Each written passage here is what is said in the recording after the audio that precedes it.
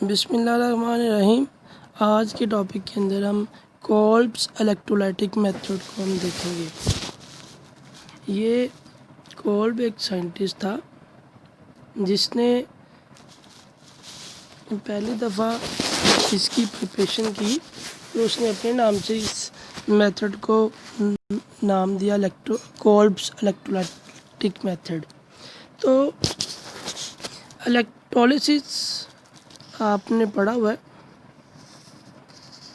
पिछली क्लास में। इसमें क्या होता है कि हम एक टैंक लेते हैं जिसमें हम दो इलेक्ट्रोड यूज़ करते हैं। एक को हम बोलते हैं कैथोड और एक को हम बोलते हैं एनोड।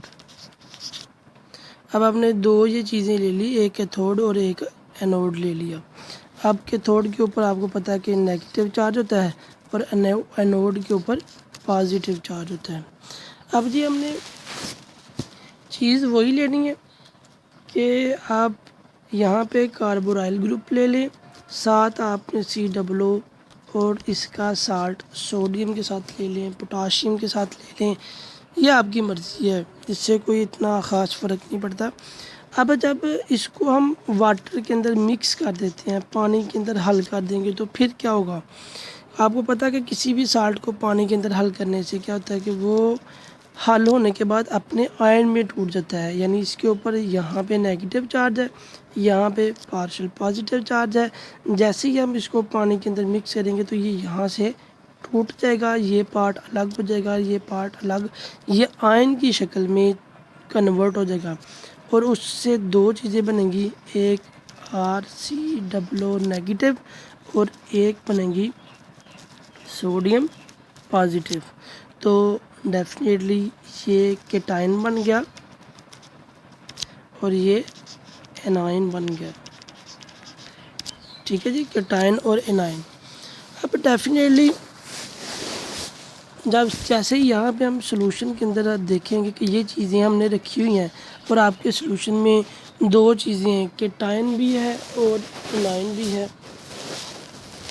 अब केटाइन भी दो हैं, ये वाटर के साथ भी तो कुछ ना कुछ ऐसा होगा ना, क्योंकि जब वाटर को इलेक्ट्रोलाइज करेंगे तो इससे भी तो दो आयन बनेंगे, ये भी तो कन्वर्ट होगा H+ में और OH नेगेटिव में।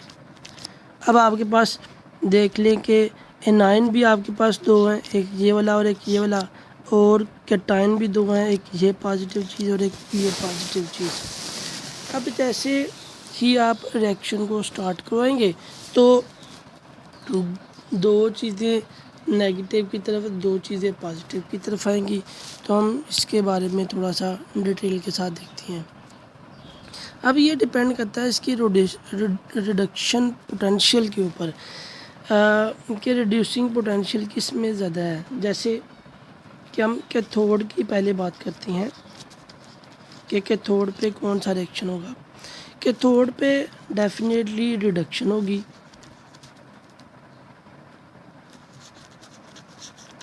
क्योंकि आपको पता है कि रिडक्शन क्या होता है, इलेक्ट्रॉन का दाखिल होना।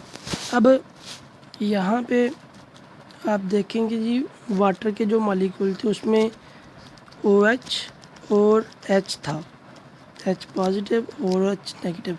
अब मुझे ये बताएं कि किसकी रिडक्शन होगी? इसकी तो नहीं ना होगी, इसमें तो इलेक्ट्रॉन ऑलरेडी है, इसमें तो इलेक्ट्रॉन जा ही नहीं सकता, तो रिडक्शन तो सिर्फ इस पार्ट की होगी और इसमें इलेक्ट्रॉन एक दाखिल होगा और ये बन जाएगा हाइड्रोजन एटॉमिक फॉर्म में। और आपको पता है कि हाइड्रोजन की एटॉमिक फॉर्म एग्जिस्ट ही नहीं करती, तो ये तो H2 की शक्ल में एग्जिस्ट करेगा। अगर ये H2 की शक्ल में एग्जिस्ट करता है तो फिर आपको यहाँ पे फिर दो इलेक्ट्रॉन देने पड़ेंगे और दो हाइड्रोजन को यूज़ करना पड़ेगा, और इट मीन के वाटर के भी आपको टोटल दो मॉलिक्यूल को डिस्ट्रॉय करना पड़ेगा ताकि आपके पास एक मॉलिक्यूलर फॉर्म में हाइड्रोजन रिमूव हो जाए। और दूसरी साइड पे आपके पास जो OH है वो OH बच गया। अब जो OH है वो क्या करेगा, इसको हम एनोड वाले रिएक्शन को देखने की बात करते हैं कि OH का के साथ क्या होने वाला है। अब हम आते हैं जी एनोड के ऊपर, क्या कौन से रिएक्शन हो रहे हैं। अब डेफिनेटली एनोड के ऊपर नेगेटिव वाला पार्ट आएगा। तो नेगेटिव जो हमारे पास पार्ट है वो क्या था, RCOO नेगेटिव, या चलिए हम इसको खोल के लिख देते हैं RC_O नेगेटिव। अब एनोड के ऊपर कौन सा काम होगा ऑक्सीडेशन होगी, क्योंकि यहाँ पे इलेक्ट्रॉन ऐड ही हो सकते हैं, यहाँ पे रिमूव हो सकते हैं, सॉरी, क्योंकि यहाँ पे तो ऑलरेडी नेगेटिव चार्ज है। यहाँ से क्या होगा, फिर इलेक्ट्रॉन जो है ना वो रिमूव हो जाएंगे। यहाँ पे ये इलेक्ट्रॉन रिमूव हो गया। अब हमने वहाँ पे इलेक्ट्रॉन के थोड़ पे यूज़ कितने किए थे, 2 हमारे इलेक्ट्रॉन यूज़ हुए थे। इट मीन कि अगर 2 इलेक्ट्रॉन यूज़ हुए तो हमें यहाँ पे रिमूव भी 2 करने पड़ेंगे। 2 रिमूव करने तो आपको प्रोडक्ट भी 2 रिएक्टेंट भी 2 लेने पड़ेंगे। तो ये मैंने 2 रिएक्टेंट ले ली ताकि हमारे जो इलेक्ट्रॉन का बैलेंस है वो दोनों साइडों पे सेम हो सके, एनोड पे भी और कैथोड पे भी। अब जी यहाँ से जो बनने वाली चीज़ होगी वो भी फिर क्या होगी कि ये जो इलेक्ट्रॉन है, यहाँ से इलेक्ट्रॉन जो इजाफी था वो तो रिमूव हो गया, बाकी क्या बच गया, RC_O, और यहाँ पे जो चार्ज था वो रिमूव होगा, और यहाँ पे एक जो एटॉमिक फॉर्म में, यानी इसका मतलब है कि यहाँ पे भी एक बॉन्ड बनाने की सलाहियत मौजूद है। इलेक्ट्रॉन पूरे हैं अपने ऑक्सीजन के, जो इजाफी इलेक्ट्रॉन था वो उसने रिमूव कर दिया है कैथोड एनोड के ऊपर आके। अब ये जो डॉट है ये शो कर रहा है कि इसने अभी एक बॉन्ड बनाना है। अब क्या करेगा कि ये बॉन्ड बनाने के लिए ना, ये जो गैप है इसको फिल करने के लिए ये कार्बन यहाँ से बॉन्ड को तोड़ देगी और अपना ये वाला बॉन्ड जो है ना वो इस साइड को शिफ्ट कर देगी, यानी वो C डबल बॉन्ड और ऊपर को डबल बॉन्ड ऑलरेडी बना हुआ है इस शक्ल में आ जाएगी। और ये क्या है, कार्बन डाइऑक्साइड, ये इस फॉर्म में कन्वर्ट हो जाएगी। और ये पीछे क्या बचा हमारे पास, 2R बची हैं। अब ये R की कभी तो एक बॉन्ड रहता है ना बनने वाला, तो ये असल में डॉट जो ना वो यहाँ पे शिफ्ट हो गया।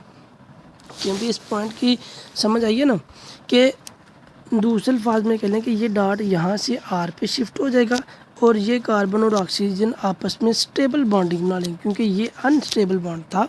कंपाउंड तो हम नहीं कहेंगे, तो ये अनस्टेबल एक स्पीशी थी, उसने अपने आप को स्टेबल स्पीशी के अंदर कन्वर्ट करने की कोशिश किया। अब आपके पास ये वाली चीज़ बच गई है, और ये जो अनस्टेबल चीज़ है ये क्या करेगी, अगेन ये अपने आप को स्टेबल करने की कोशिश करेगी, क्योंकि ये 2R है, ये दोनों R आपस में ऐसे बॉन्ड बना लेंगे, यानी ये R और ये R, ये भी एक बॉन्ड बना सकता है, ये भी एक बॉन्ड, तो ये आपस में एक बॉन्ड बना लेंगे।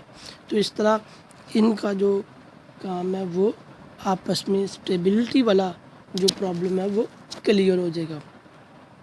अब यहाँ से जो सोडियम वाला पार्ट था रिमूव था, ये सोडियम जो यहाँ पे लगी हुई थी वो रिमूव हुई थी, वो सोडियम प्लस जो वाटर का OH है, क्योंकि इसके ऊपर नेगेटिव और इसके ऊपर पॉजिटिव, ये दोनों फिर आपस में रिएक्शन कर जाएंगे और यहाँ पे सोडियम हाइड्रोक्साइड रिमूव हो जाएगा। अब अगर हम इसको इसकी जगह पे इस तरह का रिएक्शन लेते, ये रिएक्शन लेते कि R की जगह पे हम यहाँ पे CH3 यूज़ करते, तो फिर क्या होना था, CH3 यूज़ करते, अगेन यहाँ पे हमारे पास सेम वही चीज़ें हैं, यहाँ पे हमारे पास 2 इलेक्ट्रॉन ही आने थे प्लस बाकी सारी चीज़ें सेम की सेम है, और यहाँ पे 2R की जगह पे हमारे पास 2CH3 आ जाना था, और बाकी यहाँ पे जो काम हो रहा था वो अगेन सेम होगा, वो कार्बन डाइऑक्साइड रिमूव हो जाएगी। अब जी ये जो CH3 है, यहाँ पे R की जगह पे हमारे पास क्या आ रहा है, CH3, और इस R की जगह पे भी CH3, दोनों मिलके क्या बना देंगे, CH3, तो आपके पास क्या बन गया, इथाइल ग्रुप, आपके पास क्या बन जाएगा, इथाइल ग्रुप। तो इस तरह जो ना वो आप आर की जगह पे मुख्तलिफ रिएक्टेंट यूज़ करके प्रैक्टिस करें और आप मुख्तलिफ किस्म के प्रोडक्ट बआसानी बना सकते हैं।